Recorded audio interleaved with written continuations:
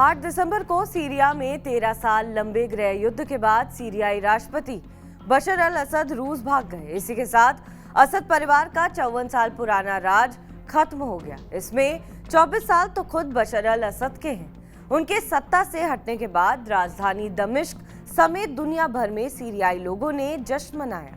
ये जश्न खासतौर पर उन लाखों सीरियाई लोगों के लिए मायने रखता है जो गृह युद्ध की त्रासदी से बचने के लिए अपना घर छोड़कर दूसरे देशों में शरण लेने को मजबूर हुए। हालांकि इस बदलाव के साथ ही यूरोपीय देशों में सीरियाई शरणार्थियों को वापस भेजने की मांग भी जोर पकड़ रही है। Germany, France, Austria, Denmark, Sweden, Norway, Belgium और ब्रिटेन जैसे देशों ने उनके असाइलम आवेदनों पर रोक लगा दी है। आखिर किन देशों में सबसे ज्यादा सीरियाई शरणार्थी रहते हैं?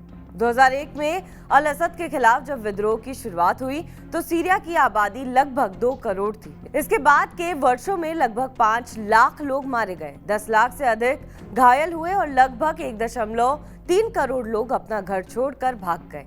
संयुक्त राष्ट्र की रिपोर्ट के हिसाब से 2024 तक कम से कम 74 लाख सीरियाई आंतरिक रूप से विस्थापित हुए, जिनमें से लगभग 49 लाख पड़ोसी देशों में शरण ले रहे हैं। इसके अलावा 13 लाख लोग अधिकतर यूरोप में बस गए। सबसे अधिक पंजीकृत सीरियाई शरणार्थियों वाले पड़ोसी देशों में टर्की, लेबनान, जॉर्डन और इराक शामिल हैं। इन शरणार्थियों की एक बड़ी संख्या यूरोपीय देशों में भी है। न्यूज मैगजीन पॉलिटिको की एक रिपोर्ट के मुताबिक साल 2015 से अब तक लगभग 45 लाख सीरियाई लोग यूरोप आए। यूरोपीय संघ ईयू ने 2015 से 2023 के बीच लगभग 13 लाख सीरियाई शरणार्थियों को सुरक्षा का दर्जा दे चुका है। सीरियाई के लगभग आधे पंजीकृत शरणार्थी या 31 लाख टर्की में रहते हैं, जो दुनिया में सबसे बड़ी शरणार्थी आबादी की मेजबानी करता है। टर्की सीरिया का पड़ोसी देश भी है, इसलिए सीरियाई लोगों ने यही शरण सबसे पहले ली। टर्की सरकार सीरियाई लोगों को टेम्पररी प्रोटेक्टेड स्टेट्स देता है, जिससे उन्हें कानूनी रूप से रहने की इजाजत मिलती है, मगर इससे किसी को भी देश की नागरिकता नहीं मिलती। उसके बाद दूसरे नंबर पर आता है लेबनान, जो कि लगभग 7,74,000 पंजीकृत शरणार्थियों को शरण देता है। अगर इसमें अपंजीकृत व्यक्तियों को शामिल कर लिया जाए तो कुल संख्या करीब 15 लाख हो जाती है। लेबनान में हर 5 में से 1 व्यक्ति सीरियाई शरणार्थी है। दोनों देशों के बीच आवाजाही आसान थी, क्योंकि सीमा पार करने के लिए एक आईडी कार्ड ही काफी था। इसलिए शरणार्थियों ने बड़ी संख्या में और तेजी से लेबनान में शरण लेना शुरू कर लिया। तीसरा देश है जर्मनी। यूनाइटेड नेशंस के मुताबिक जर्मनी में 7,16,000 सीरियाई शरणार्थी रहते हैं। एंजेला मर्केल की सरकार ने सीरिया के गृह युद्ध से भाग रहे शरणार्थियों के लिए जर्मनी की सीमाओं को बंद नहीं करने का निर्णय लिया था। उस समय माहौल ये था कि जर्मनी प्रबंधन कर लेगा। हालांकि अब चीजें काफी बदल चुकी हैं।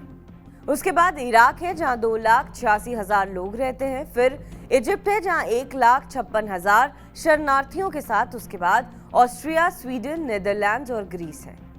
यूरोप में शरणार्थियों को वापस भेजने पर क्यों जोर है? असद को सत्ता से बेदखल किए जाने से पहले भी कुछ देश सीरियाई शरणार्थियों को असाइलम न देने और उन्हें वापस भेजने की बात उठा रहे हैं। अल जजीरा के मुताबिक इसमें सबसे बड़ी बाधा European union agency for asylum की तरफ से तय की गई सुरक्षित देश की परिभाषा।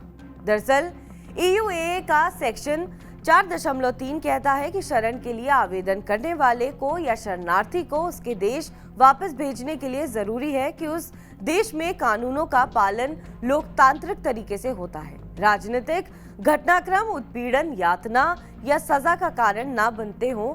इन मानकों पर सीरिया खरा नहीं उतरता था।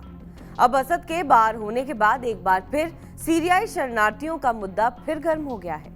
हालांकि UNHCR के मुताबिक सीरिया में वापसी में बढ़ोतरी हुई है। 2024 के पहले 8 महीनों में लगभग 34,000 सीरियाई शरणार्थियों के घर लौटने की पुष्टि की गई है। संख्या इससे भी अधिक हो सकती है। बहरहाल इस खबर पर आपका क्या कुछ कहना है, हमें कमेंट करके जरूर बताएं। बाकी देश और विदेश की तमाम बड़ी खबरों के लिए आप देखते रहें TV9 डिजिटल।